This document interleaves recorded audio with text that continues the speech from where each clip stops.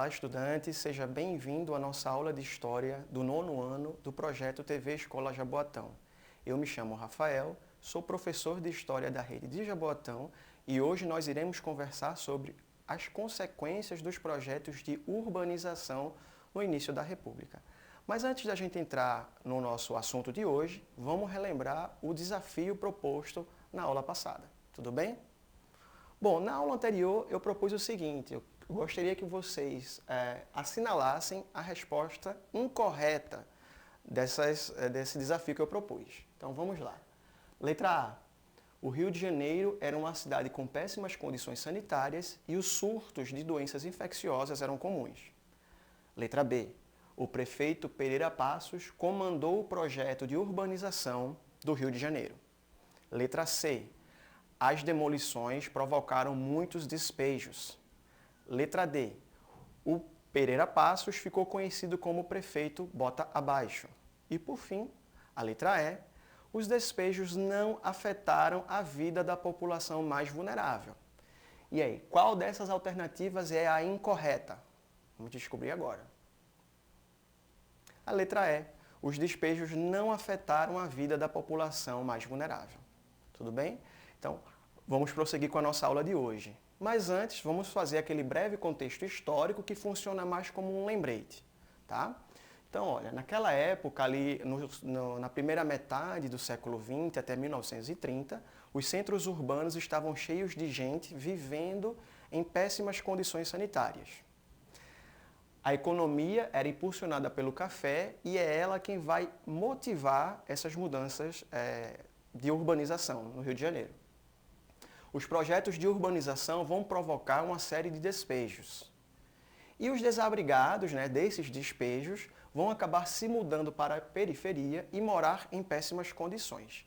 Se as condições nos centros urbanos já não eram das melhores, na periferia isso não vai ser muito diferente. Porém, a população vai reagir. E é essa reação que a gente vai estudar um pouco a partir de agora. Como eu disse, a gente está estudando muito o Rio de Janeiro por ser um caso emblemático, simbólico e também por ser a capital da República. Se o prefeito Pereira Passos comandou as reformas de urbanização, a parte sanitária ele deixou nas mãos do médico sanitarista Oswaldo Cruz. Qual foi o cenário que Oswaldo Cruz encontrou no Rio de Janeiro, Epidemias de doenças infecciosas, como por exemplo a febre amarela, a peste bubônica e a varíola, que vitimavam milhares de pessoas todos os anos no Rio de Janeiro. Então, pressionado por Oswaldo Cruz, o Congresso vai aprovar a vacina obrigatória, que é a permissão da vacinação compulsória, ou seja, obrigatória, para qualquer pessoa acima dos 6 meses de idade. E o que isso quer dizer? Isso quer dizer que as pessoas elas serão obrigadas a se vacinar. E isso vai trazer uma série de problemas, porque os agentes de saúde do Rio de Janeiro, naquela época, entravam na casa das pessoas para vaciná-las sem explicar o que estava acontecendo. As pessoas não conheciam, não tinham conhecimento do que era uma vacina, não sabiam para que ela serviam. E muitas vezes os agentes de saúde, junto com a polícia, usavam truculência para vacinar as pessoas. Isso vai gerar desconfiança. Além dessa desconfiança gerada pela vacina, os despejos do bota abaixo e a alta no custo de vida vai fazer com que a população reaja. E uma dessas reações vai ser justamente a revolta da vacina. E o que foi a revolta da vacina? Foi uma revolta popular contra a vacinação obrigatória contra a varíola. Ela vai durar ali de 14 a 16 de novembro de 1904, durou pouco tempo, mas foi intensa e violenta. Vai haver, então, intensos conflitos entre a população e a polícia, vai haver, inclusive, a ameaça de bombardeio por parte do governo contra os bairros operários, que eram os bairros onde se havia uma maior resistência à vacinação compulsória. Porém, esses conflitos vão fazer com que o governo suspenda a vacinação obrigatória. E qual vai ser a consequência da suspensão dessa vacinação obrigatória? Um novo surto de varíola anos depois, que vai vitimar cerca de 6 mil pessoas só na cidade do Rio de Janeiro. Tudo bem?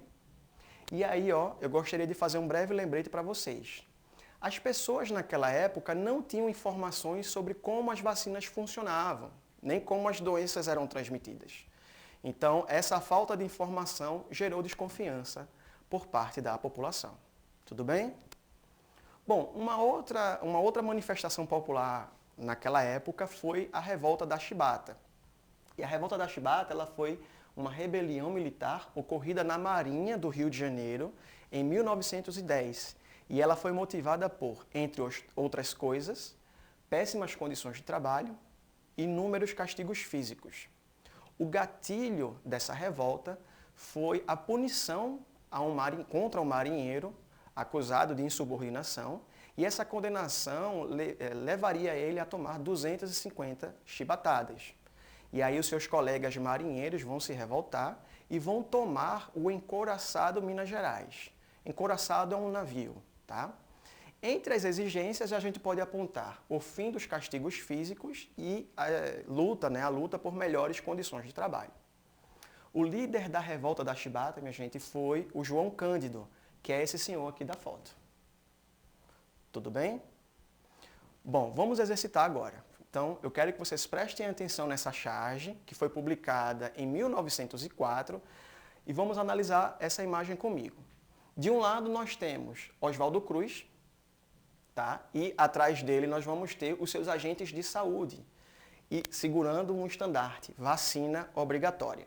Tá? Do outro lado, nós vamos ter a população em geral, empunhando instrumentos domésticos, como vassoura e até serrotes. E a gente vê aqui uma situação de conflito. Então, eu quero que vocês analisem essa imagem e me digam sobre que assunto ela está falando. Isso mesmo, sobre a revolta da vacina. Tudo bem? Bom, antes de me despedir de vocês, eu gostaria de propor um desafio. Eu quero que vocês respondam quais foram os motivos que levaram à revolta da Chibata e o que os revoltosos exigiam. E quero que vocês respondam também quem foi o líder dessa revolta. Então, com isso eu me despeço, espero que vocês tenham aproveitado a nossa aula de hoje e aguardo você no nosso próximo encontro. Até logo. Tchau.